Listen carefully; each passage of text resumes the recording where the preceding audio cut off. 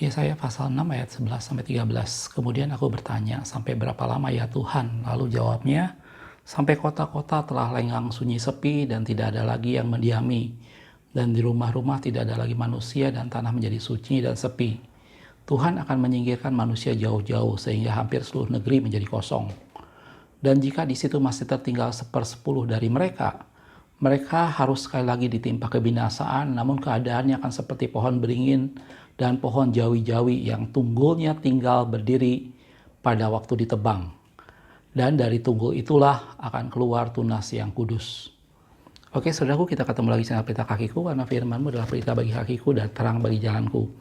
Ayat yang barusan kita baca adalah salah satu peristiwa dalam kitab Yesaya, bagaimana pada waktu itu Yesaya dipanggil Tuhan. Gitu ya, dan kemudian Tuhan mencari siapakah yang bisa diutus, dan kemudian Yesaya berkata, ini aku, utuslah aku. Dan kemudian Yesaya bertanya, sampai berapa lama Tuhan aku harus menyampaikan firman Tuhan? Sampai berapa lama, kata Yesaya. Dan kemudian Tuhan berfirman di sana bahwa itu harus dilakukan sampai kota-kota lengang sunyi sepi, tidak ada yang mendiami, rumah-rumah tidak ada manusia lagi di sana, dan tanah menjadi sunyi dan sepi, dikatakan seperti itu. Dan Tuhan akan menyingkirkan manusia jauh-jauh sehingga negeri itu kosong. Dan kalaupun ada yang tersisa, kata Tuhan, maka dia bilang mereka akan ditimpa kebinasaan sekali lagi. Tetapi mereka akan seperti pohon beringin dan jawi-jawi yang tunggulnya tinggal tetap. Dan yang terakhir yang menarik di sini adalah, dan dari tunggul itulah akan keluar tunas yang kudus. Gitu ya. Video ini saya akan membahas banyak mengenai hal ini, karena ini berhubungan dengan apa yang akan visi untuk tahun 2024 yang saya beri nama judul tentang nothing until nothing left, sampai tidak ada yang tersisa. Gitu ya. Dan kita lihat dalam firman Tuhan tadi bagaimana satu kondisi di mana Nabi Yesaya bernubuat, bagaimana Tuhan berkata kepada Nabi Yesaya pada saat Nabi Yesaya dipanggil Tuhan, dan firman Tuhan menggambarkan tentang satu keadaan di mana satu kota yang sangat sepi dan rumah tidak didiami dan orang semua hilang dari sana dan tidak ada sama sekali yang tersisa. Until nothing left. Sampai saat itulah Yesaya harus menyampaikan firman Tuhan. Dan yang menarik pada peristiwa ini, pada bagian terakhirnya dikatakan bahwa kalaupun ada yang tersisa, mereka akan satu kali lagi ditimpa kebinasaan. Dikatakan seperti itu, tetapi mereka akan seperti tunggul pohon beringin dan jawi-jawi yang tetap berdiri tegak. Dan dari tunggul itulah akan muncul tunas yang kudus. Yesaya bernubuat tuh sekitar tahun 740 sebelum Masehi, abad ke-8 sebelum Masehi. Itu jauh sebelum Nabi Yeremia, dan kita tahu bagaimana Yesaya adalah satu pribadi yang bernubuat tentang penyerangan Asyur ke Israel, baik kerajaan utara maupun kerajaan selatan. Gitu ya. Memang Yesaya lebih banyak berbicara pada kerajaan selatan, tetapi pada saat penyerangan Asyur, kerajaan utara jatuh terlebih dahulu. Gitu ya. Dan peristiwa ini menjadi sesuatu hal, itulah nubuatan-nubuatan dilakukan oleh Yesaya, bagaimana Yesaya memperingatkan umat Tuhan. Hati-hati tentang penyerangan Asyur, supaya umat Tuhan berbalik dan bertobat. Gitu ya. Dan perkataan yang tadi disampaikan dalam ayat yang tadi kita baca, itu menggambarkan pada saat itu kerajaan utara hancur. Bagaimana itu semua orang terusir dari rumahnya, kota menjadi sunyi sepi, tanah menjadi kosong, dikatakan seperti itu. Dan kalaupun ada yang tersisa, mereka ditimpa kebinasaan sekali lagi. Gitu ya. Dan yang menarik tadi saya sudah bilang, di bagian terakhirnya dibilang justru dari tunggul itulah akan keluar suatu tunas yang kudus. Gitu ya. Kalau kita lihat dalam sejarah, saudaraku, Yesaya tidak pernah mengalami saat di mana akhirnya kerajaan utara maupun kerajaan selatan jatuh ke tangan Babilonia. Memang pada saat Yesaya kerajaan utara jatuh ke tangan Asyur, gitu ya. Tetapi kerajaan selatan, kerajaan Yehuda masih bertahan sampai beberapa generasi berikutnya, beberapa ratus tahun kemudian, baru kemudian kerajaan selatan jatuh diserang oleh Babilonia atau Babel. Gitu ya. Dan pada saat itulah terjadi suatu penghancuran besar-besaran, bagaimana bait suci kemudian dihancurkan. Dan saya pernah bahas juga bagaimana Yeremia ada di sana, bagaimana Daniel dan Yehezkiel. Gitu ya. Jadi sebenarnya nubuatan atau firman Tuhan yang disampaikan kepada Yesaya tadi menjadi sesuatu hal yang bukan cuma bicara soal bangsa Israel yang pada waktu itu mengalami masa di mana mereka diserang oleh Asyur atau kemudian dihancurkan oleh Babilonia. Karena kemudian Yesaya mati pada saat Raja Manasye. Raja Manasye itu adalah anak dari Raja Hizkia. Kalau kita lihat dalam sejarah Alkitab, kita pernah bahas, saya dengan istri pernah membahas mengenai kerajaan dan nabi-nabi, gitu ya. Raja Manasye itu adalah anak dari Raja Hizkia. Raja Hizkia adalah seorang raja yang mengasihi Tuhan, yang pernah kemudian dia sakit dan hampir mati dan minta supaya umurnya diperpanjang, dan itu dibantu semua dengan Hizkia, Yesaya pada waktu Raja Hizkia mengalami seperti itu. Tetapi Raja Hizkia pernah melakukan sesuatu hal yang fatal pada saat ada utusan dari Babel yang datang. Dan kemudian Raja Hizkia memperlihatkan semua perbendaharaan bait suci. Gitu ya. Dan Nabi Yesaya berkata kepada Raja Hizkia bahwa apa yang kamu perlihatkan akan tiba saatnya bahwa itu akan diangkut ke Babilonia. Gitu ya. Dan itu menggenapi kata firman Tuhan bagaimana tanah menjadi kosong, rumah-rumah tidak didiami, dan orang yang tersisa akan ditimpa kebinasaan satu kali lagi. Gitu ya. Dan itu menggenapi itu semua. Dan tadi saya sudah bilang Yesaya tidak mengalami itu semua karena Yesaya mati pada saat Raja Manasye yang merupakan anak dari Raja Hizkia. Jadi nubuatan tentang kejatuhan kerajaan selatan oleh Babilonia, penggenapan bagaimana firman Tuhan berkata bahwa sampai kapan aku harus menyampaikan firman Tuhan. Tuhan katakan sampai rumah menjadi kosong, tanah tidak lagi didiami, kota-kota menjadi sunyi sepi. Gitu ya. Dan itu semua tidak dialami oleh Yesaya. Yesaya hanya mengalami sampai pada kejatuhan kerajaan utara. Itu sedikit latar belakangnya, saudaraku. Jadi perkataan firman Tuhan ini menjadi sesuatu hal yang bicara hal lebih jauh lagi tentang orang Israel secara umum. Gitu ya. Dan ini bicara sesuatu yang ke depan yang masih berlaku sampai dengan sekarang. Karena itu dalam firman Tuhan tadi digambarkan bahwa mereka akan seperti tunggul, pohon jawi-jawi dan beringin, dan dikatakan dari tunggul itulah akan muncul suatu tunas yang kudus. Gitu ya. Dan ini menjadi sesuatu yang kita akan bicarakan lebih banyak lagi berhubungan dengan tahun depan 2024. Dalam firman visi untuk tahun depan adalah until nothing left, sampai tidak ada yang tersisa, kata firman Tuhan. Gitu ya. Oke, kalau kita breakdown sedikit-sedikit tentang apa sih namanya ayat yang tadi. Yang pertama dikatakan supaya sampai kota, rumah, dan tanah semua sepi dan tidak didiami.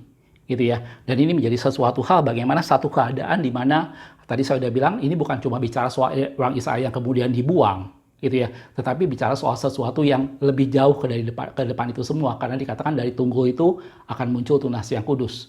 Dan kalau kita bicara soal rumah, kota, tanah yang sepi dan kemudian tidak didiami dan orang-orang semua tidak ada di sana, maka ini bicara soal sesuatu bagaimana rumah di sini bicara tempat di mana orang tinggal melakukan aktivitas menjadi sesuatu di mana dia di sanalah hidupnya.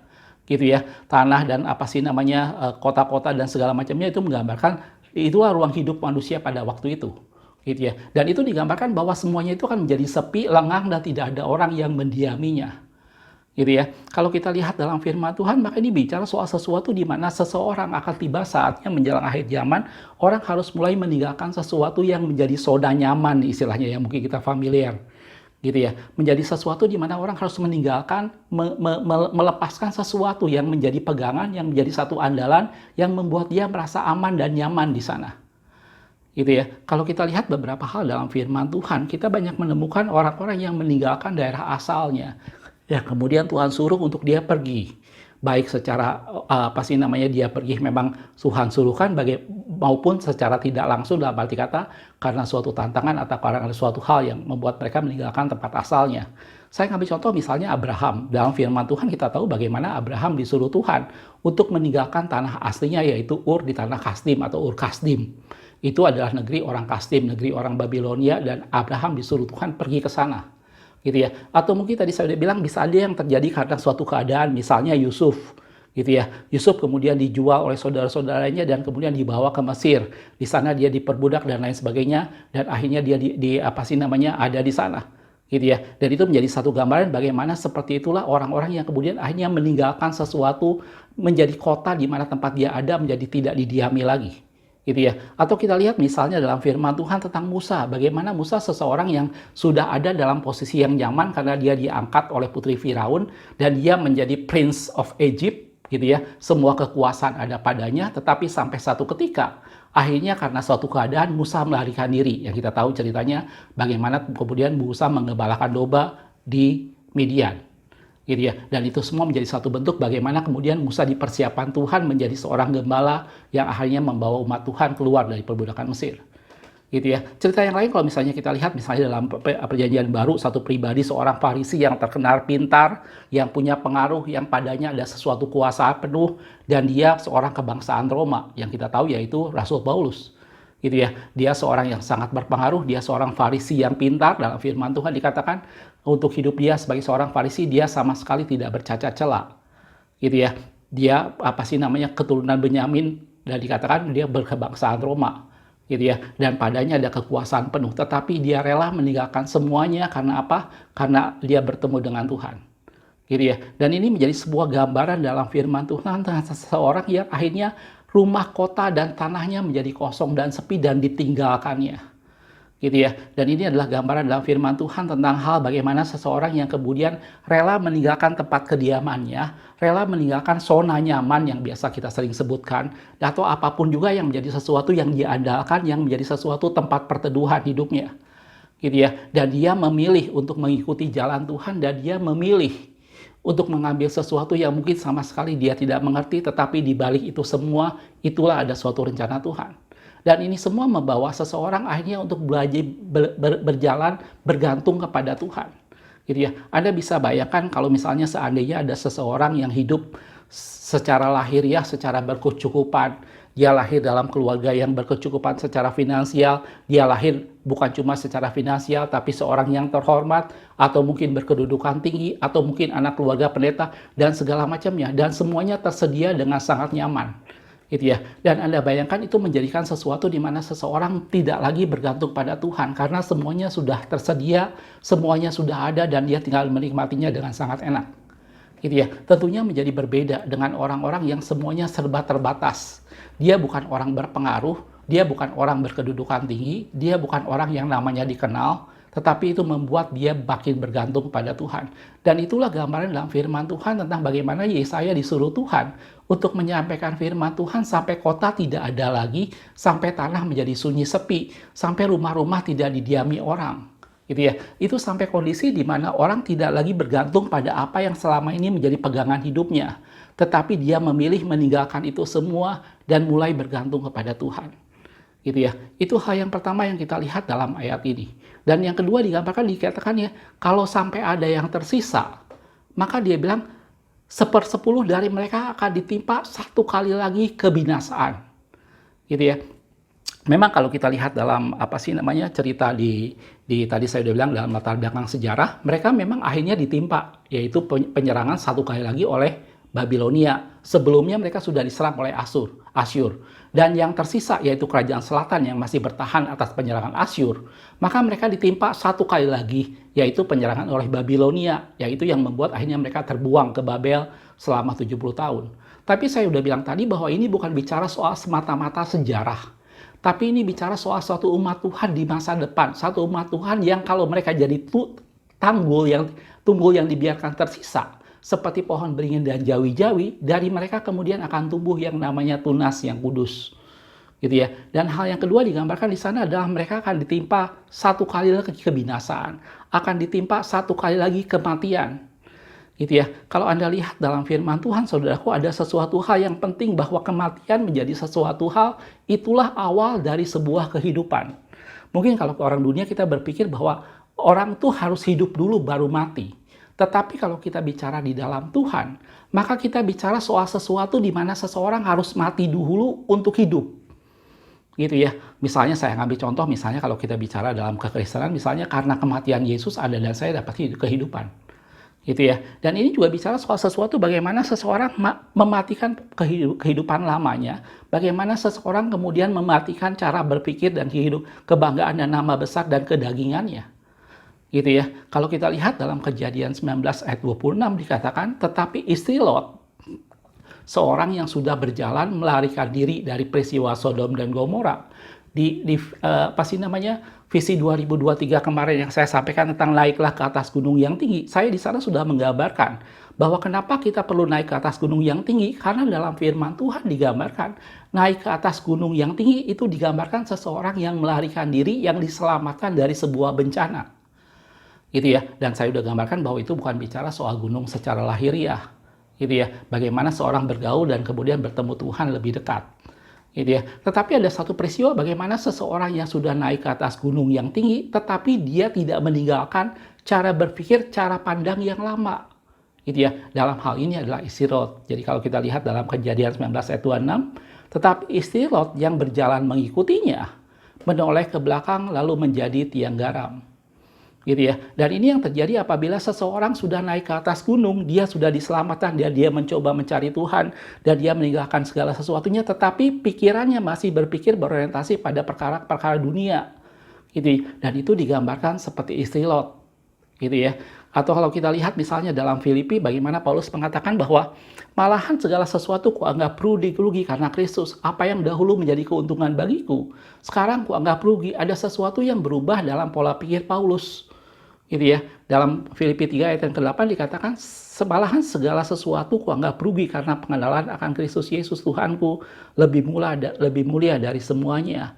Oleh karena dialah aku telah melepaskan semuanya itu dan menganggapnya sampah, supaya aku beroleh Kristus. Kalau Anda lihat dalam firman Tuhan tentang perumpamaan kerajaan surga, salah satunya adalah tentang seseorang yang menemukan harta yang terpendam, dan dia kemudian menjual semua miliknya untuk membeli tanah itu akan mendapatkan harta yang terpendam. Dan itu yang Paulus gambarkan tentang seseorang yang mengalami kebinasaan satu kali lagi, gitu ya. Tetapi kebinasaan itu tidak akan membuat dia benar-benar mati, karena dia akan seperti tunggul, dikatakan dalam firman Tuhan. Dan itu seperti pohon jawi-jawi dan beringin, dan justru dari tunggul itulah akan muncul tunas yang kudus, gitu ya. Dan waktu Yesaya bertanya sampai kapan, sampai kota itu menjadi sepi, sampai rumah-rumah tidak didiami, sampai orang meninggalkan kehidupan lamanya, sampai orang kemudian meninggalkan segala sesuatu zona nyamannya dan memilih untuk bergantung pada rencana Tuhan.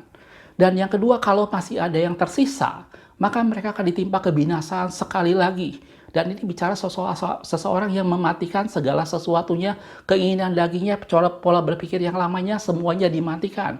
Jangan sampai dia sudah naik ke atas gunung, tetapi dia masih memikirkan tentang perkara yang lama seperti istri Lot, gitu ya. Dan Paulus menggambarkan bahwa yang dahulu kuanggap keuntungan, sekarang kuanggap rugi. Bahkan semuanya aku anggap sampah. Seorang yang berpengaruh, seorang yang punya kedudukan, seorang yang sangat pintar dan terpandang, dia memilih menjadi satu pribadi rasul yang memberitakan Injil, bahkan dia dikejar-kejar, bahkan dia banyak orang yang berusaha membunuhnya, dan dia pernah terkatung-katung di kapal semalam-malaman, dan semuanya itu dia lakukan demi menggenapi suatu rencana Tuhan. Dan Paulus menganggap semuanya itu sampah demi Kristus, gitu ya. Kalau Anda lihat dalam 1 Yohanes 2 ayat yang ke-16 dikatakan, sebab semua yang ada dalam dunia, semua apapun yang ada dalam dunia, yaitu keinginan daging, sesuatu yang kita bisa banggakan, sesuatu yang kita bisa megahkan, sesuatu hal yang bisa mengenakan kita, dan keinginan mata, sesuatu yang memuaskan kita, serta keangkuhan hidup, bukanlah berasal dari Bapa, melainkan dari dunia. Mungkin terdengar mudah dan gampang, saudaraku, tetapi saya yakin dan saya percaya itu bukan sesuatu hal yang mudah, karena Anda dan saya masih hidup di dalam dunia, gitu ya. Tetapi inilah yang kita mau belajar, supaya di tahun depan kita belajar, mari meninggalkan segala sesuatunya, until nothing left, supaya tidak ada lagi yang tersisa.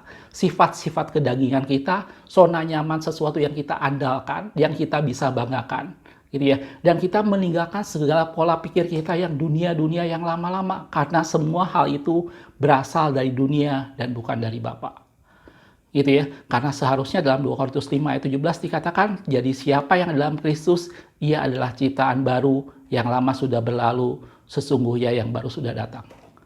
Saudaraku, itu dua hal dalam perkataan Yesaya tadi yang dibicarakan, bahwa sampai kapan dia harus menyampaikan firman Tuhan.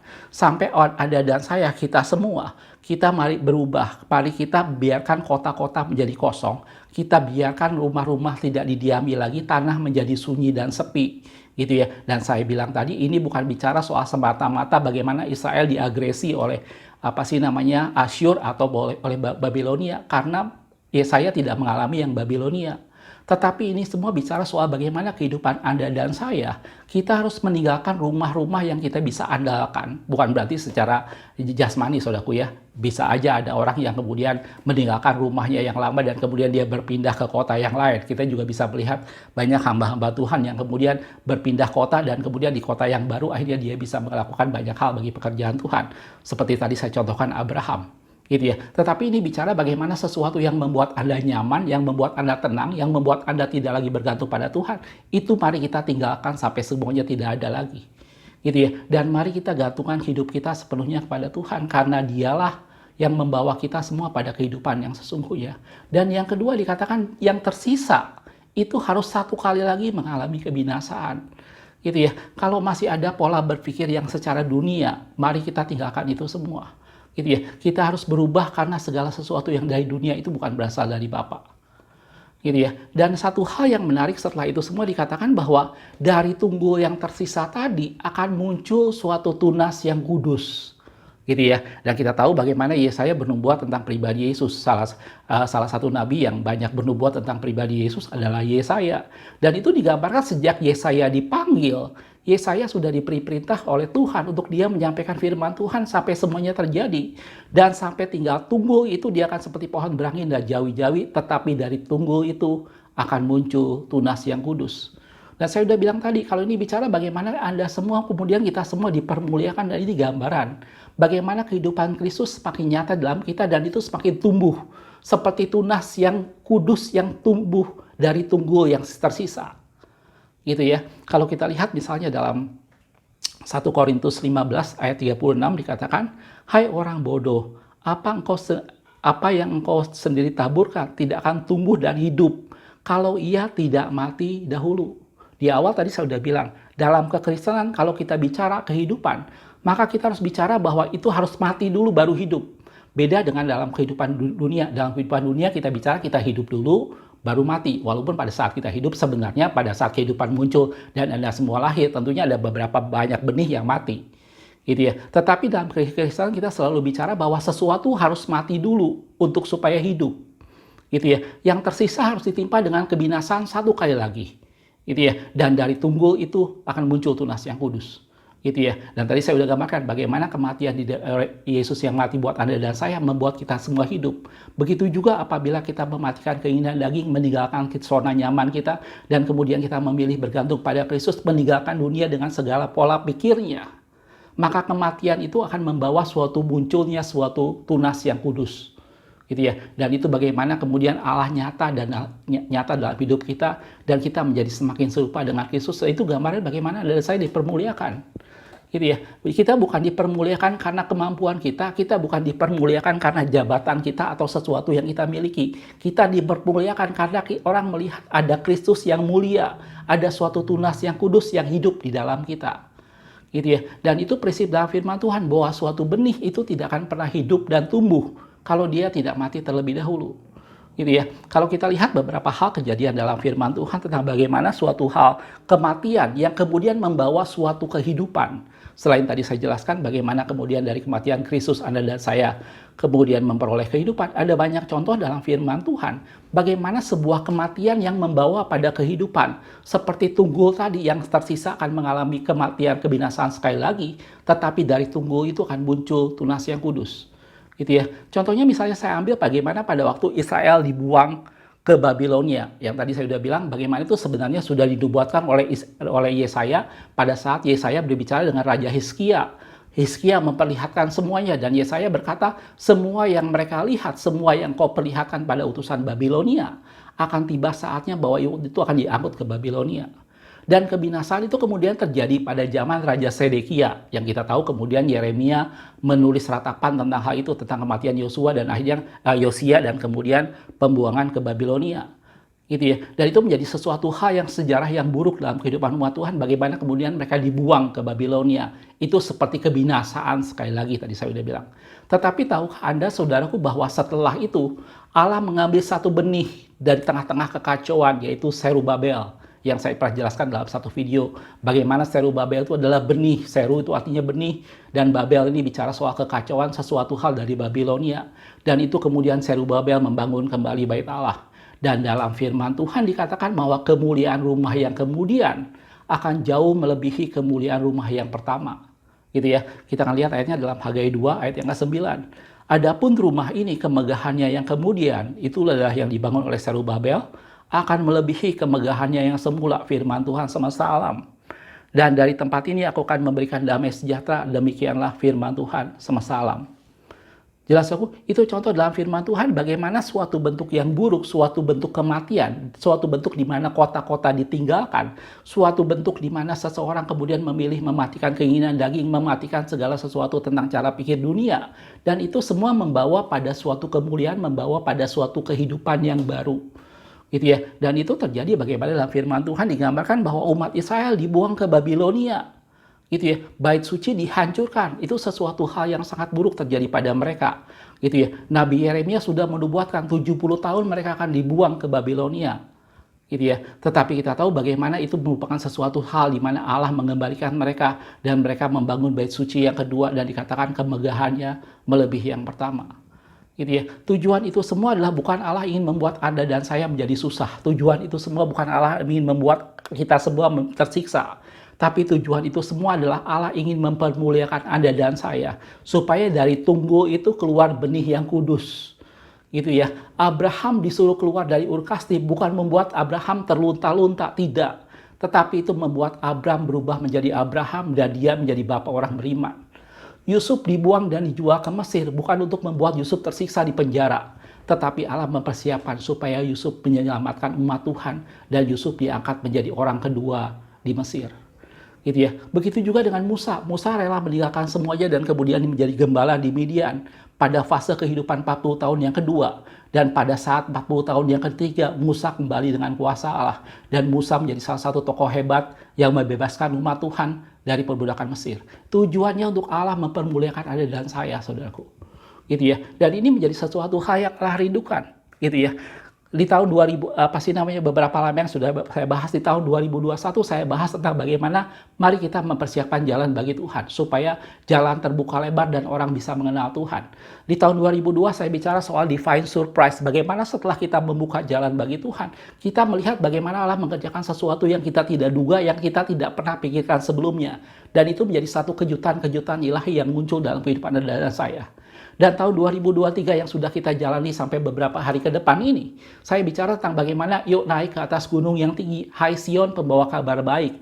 Naiklah ke atas gunung yang tinggi, hai Sion pembawa kabar baik, nyarikanlah suaramu, jangan takut. Katakanlah kepada kota-kota Israel, lihat itu Allahmu. Dan itu menjadi sesuatu yang kita alami sepanjang 2023 ini. Bagaimana pada saat kita naik ke atas gunung, menjadikan sesuatu di mana suara kita akan lebih terdengar kemana-mana. Gitu ya. Dan itu menjadi sesuatu bagaimana mungkin naik ke atas gunung bukan sesuatu hal yang mudah, gitu ya. Anda mungkin mengalami pergumulan, Anda dan saya mengalami kesulitan untuk supaya kita naik ke atas gunung. Dan bicara soal tahun 2024 ke depan, kita bicara masalah bagaimana setelah kita naik ke atas gunung, mari tinggalkan kehidupan kita di bawah lembah. Tinggalkan kehidupan kita di kota tempat kita sebelumnya. Tinggalkan pemikiran kita di kota sebelumnya, gitu ya. Jangan kita berpikir seperti isi Lot yang sudah naik ke atas gunung, tapi masih menoleh ke belakang dan melihat kota tempat dia asalnya sebelumnya. Karena firman Tuhan berkata kepada Nabi Yesaya, berfirmanlah, sampaikanlah firman Tuhan, sampai kota-kota menjadi sunyi sepi, tanah-tanah menjadi kosong, rumah-rumah tidak lagi didiami. Dan kalau yang tersisa, mereka satu kali ditimpa kebinasaan. Tetapi jangan takut, sedari tunggu itu kemudian akan muncul tunas yang kudus, dikatakan dalam firman Tuhan. Gitu ya. Dan ini menjadi sesuatu hal yang mari kita semua persiapan untuk tahun depan. Gitu ya. Allah rindu mempermuliakan Anda dan saya supaya semakin nyata kehidupan Kristus dalam kehidupan kita. Sebagai nyata pribadi Kristus dalam kehidupan kita. Supaya tunas yang kudus itu muncul. Gitu ya. Tunas yang kudus itu hanya muncul apabila kita memperhatikan diri kita sendiri, gitu ya. Supaya bukan kita yang dipermuliakan, supaya bukan nama kita yang semakin terkenal, supaya bukan karisma atau sesuatu yang mengagumkan yang nampak di depan orang, tetapi orang bisa melihat, tetapi supaya kemuliaan Tuhan semakin nyata dan orang bisa melihat pribadi Allah dalam diri Anda dan saya karena ada satu tunas yang muncul.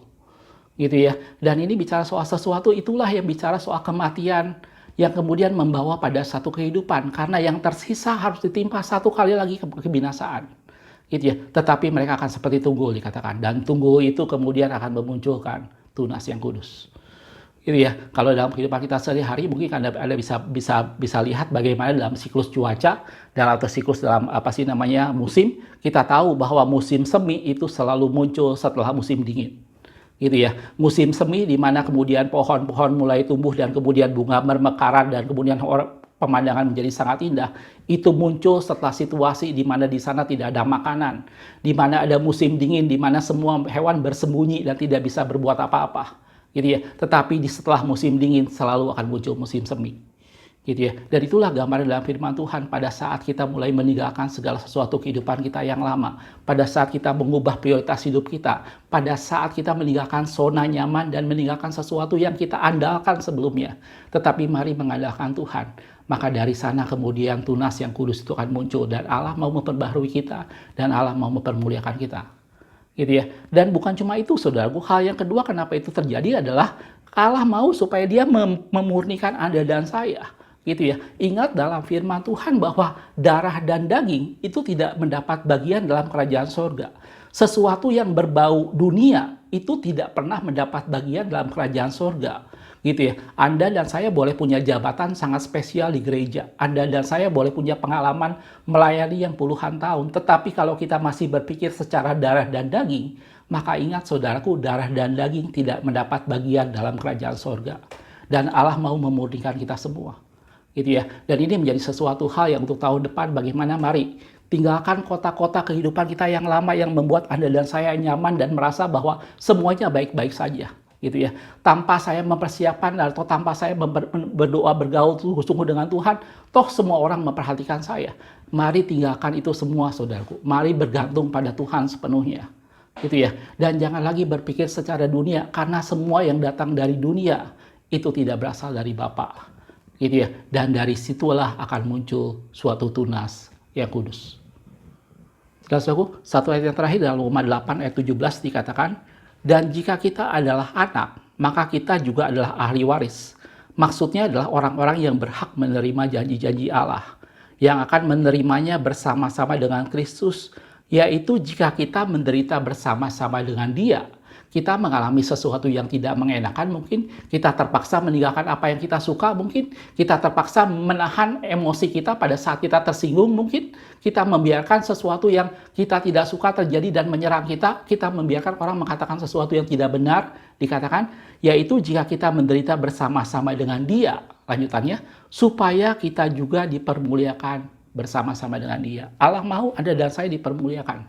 Allah mau kita duduk dengan kemuliaan. Gitu ya, karena itu Yesus berdoa pada Yohanes pasal 17 dikatakan, aku memberikan kepada mereka kemuliaan yang kau berikan kepadaku. Kata Yesus berdoa buat murid-muridnya. Dan Allah mau kita ada dalam sebuah kemuliaan bersama dengan Kristus.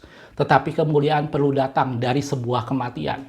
Kemuliaan perlu datang dari kota-kota yang ditinggalkan sunyi sepi. Kemuliaan itu datang dari yang tersisa ditimpa satu kebinasaan. Dan itulah muncul suatu kemuliaan, yaitu tunas yang kudus.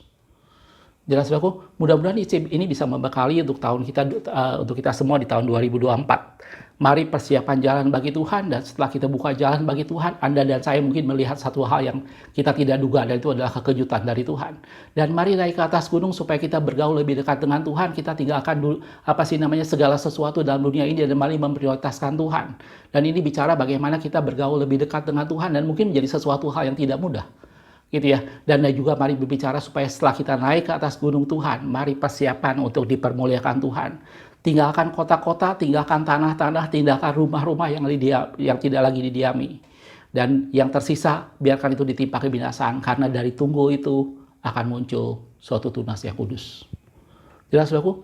Makasih sudah menonton. Saya mengucapkan selamat tahun baru 2024. Tuhan Yesus memberkati.